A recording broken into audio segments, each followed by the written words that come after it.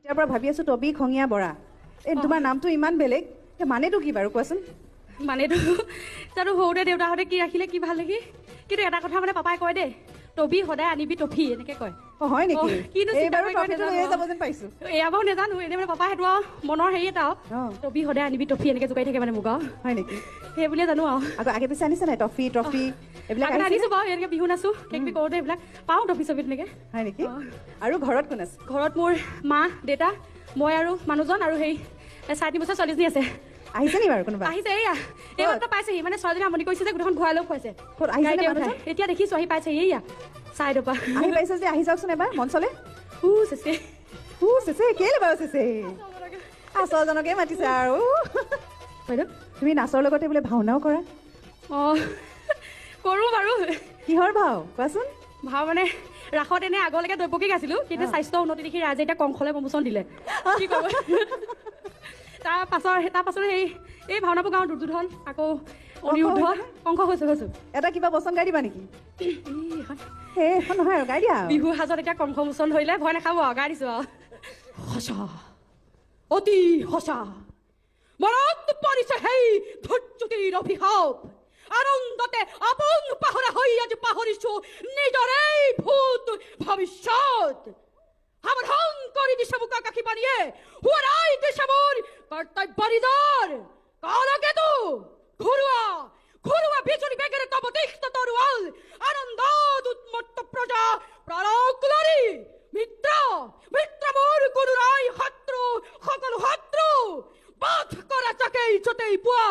আৰু শুনা, বলিয়া দতাল হাতিয়াৰি মেলি দিয়া জোৰে জোৰে প্ৰজাৰ সাগৰত আনন্দৰ উৎসৱ হওক আজি, ধ্বংসৰ ধুমুহা মহা প্ৰলয়।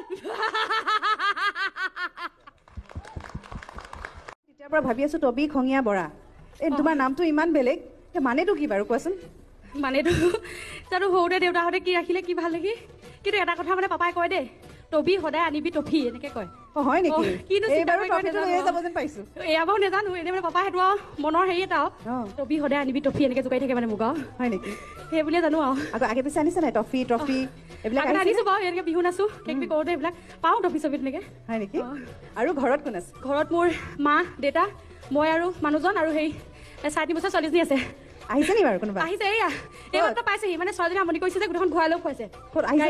এতিয়া দেখিছো আহি পাইছেহি, এইয়া চাইডৰ পৰা আহি পাইছে যে আহি যাওকচোন এবাৰ মঞ্চলে।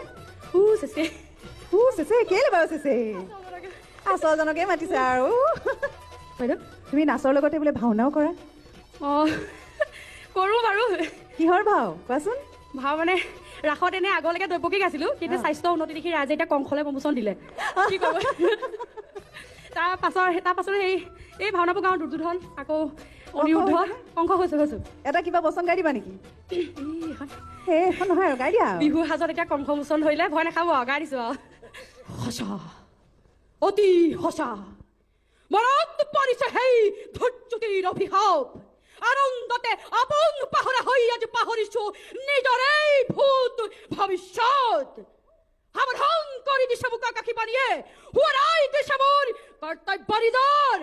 কালকেতু ঘৰুৱা বিজুলী বেগেৰে তব তীক্ষ্ণ তৰোৱাল, আনন্দত উন্মত্ত প্ৰজা প্ৰাণকুলৰি মিত্ৰ মোৰ কোনো নাই শত্ৰু, সকলো শত্ৰু বাধ কৰা চাকেই যতেই পোৱা।